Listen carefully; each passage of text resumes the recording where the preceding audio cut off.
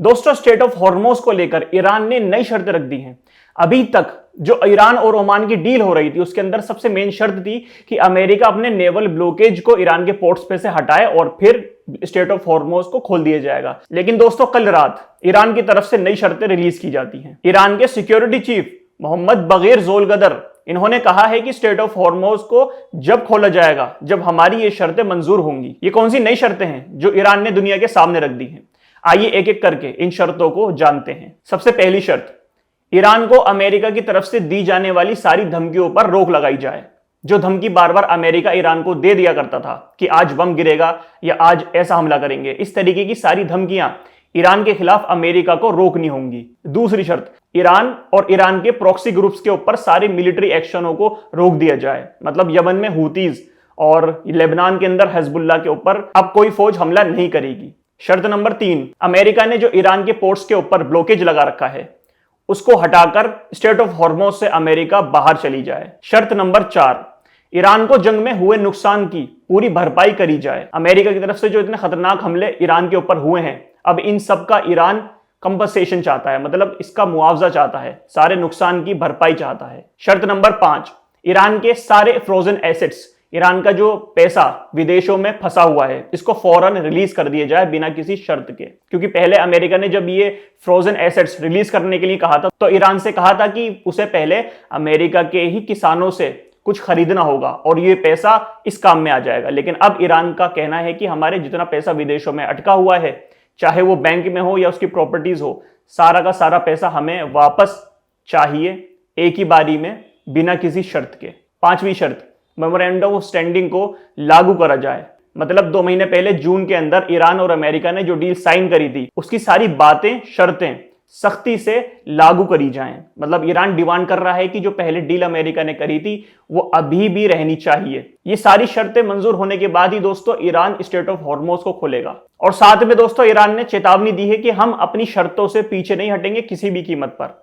जो हमने बोल दिया अब यही होगा। साथ ही में ईरान ने कल यूएई के एक ऑयल टैंकर को भी निशाना बनाया है। ये जहाज एडनॉक यानी ADNOC का था और इसके अंदर भारी नुकसान भी हुआ है। अबू धाबी का ये जहाज था और अबू धाबी की फॉरेन मिनिस्ट्री ने इस बात की निंदा भी करी है। ईरान की तरफ से दोस्तों ये बात बिल्कुल साफ है, ईरान चाहता है कि उसकी सारी शर्तें जल्द से जल्द और जैसा उसने बोली है वैसी ही तरीके से मानी जाएं। पिछली रिपोर्ट्स में मैंने आपको बताया था कि ईरान ने सिर्फ पहले अमेरिका के ब्लॉकेज हटाने की ही शर्त रखी थी, लेकिन जैसे हालातों से इस वक्त अमेरिका गुजर रहा है, ईरान ने ये चीज भाप ली और अब ये सारी शर्तें सामने रख दी। ईरान ने दोस्तों ये कहावत पूरी तरीके से लागू करी है, जब लोहा गर्म होना चाहिए उसी वक्त उस पर हथौड़ा मारना चाहिए।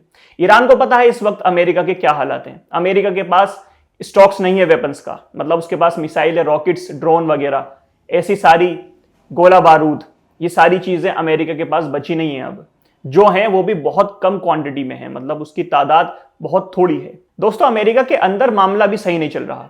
ट्रंप बहुत बुरी तरह जंग में फंसा हुआ है और अमेरिका के जो टॉप जनरल्स हैं उन्होंने भी हाथ खड़े कर दिए हैं।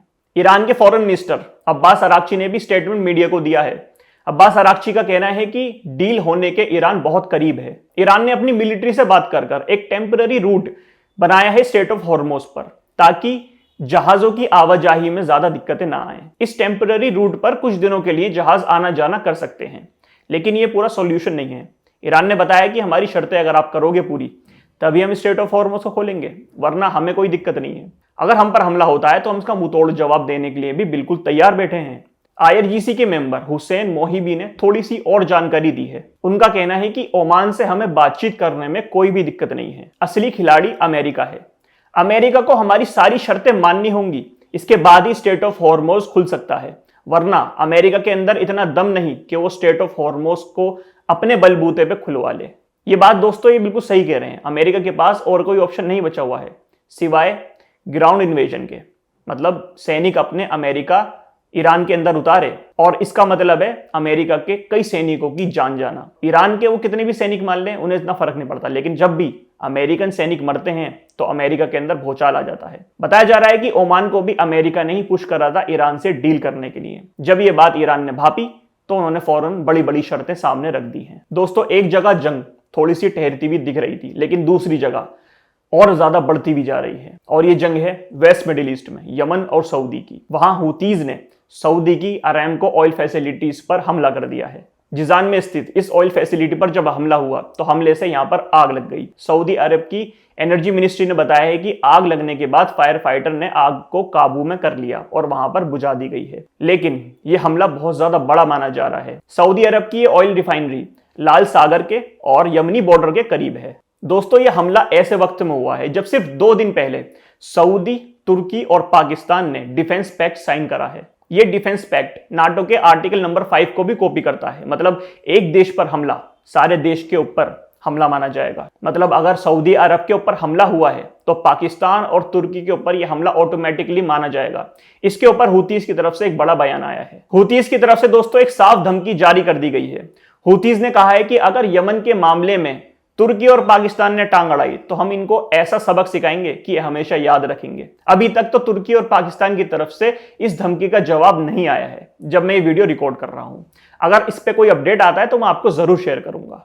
दूसरी चीज, जो सऊदी अरब की ये ऑयल रिफाइनरी पर हुतियों ने हमला करा है दोस्तों, ये कोई छोटी ऑयल रिफाइनरी नहीं है, बल्कि ये दुनिया की सबसे बड़ी ऑयल रिफाइनरी कंपनी है। अरामको की ये ऑयल रिफाइनरी कच्चे तेल को गैसोलीन, डीजल और अन्य पेट्रोलियम पदार्थ में बदलती है।